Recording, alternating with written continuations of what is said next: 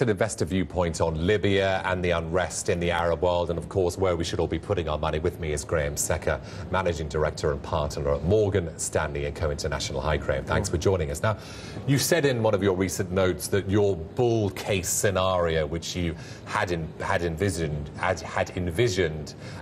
through 2011, is a little bit ahead of itself. So you're recommending investors, to quote you, should turn a little more prudent at the margin, and that means we should go a little bit more defensive. Just talk to me about your thinking. Yeah, we think we've had a strong move in the equity markets over the last 6 months, and at this point now we feel the risk-reward for investors is beginning to deteriorate. There are a number of factors that make us a little bit cautious in the short term. We think some of the economic leading indicators are beginning to roll over. We're at the start of a new interest rate hike cycle in Europe. And the higher oil price is putting pressure on economies as well. So we're actually suggesting we take a little bit of money off the table, and within our equity portfolio, we're moving into some of the less cyclical companies and the more defensive areas. So basically you're increasing overweight in telecoms, you're reducing your underweight in utilities, and overall you're upgrading defensives from a big underweight to a neutral.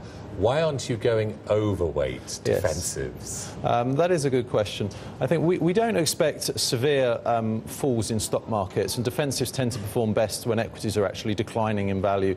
We think there's some short-term period of volatility, but we're not expecting double-digit declines in equities at this point over the next few months. The earnings outlook for defensives is also not particularly strong. Many of these companies are only growing their earnings at relatively low, single-digit growth rates. So we think for now, what we find in Europe is many investors are heavily underweight defensives. They're actually more underweight defensives than they are financials. So initially we're recommending a move back to neutral.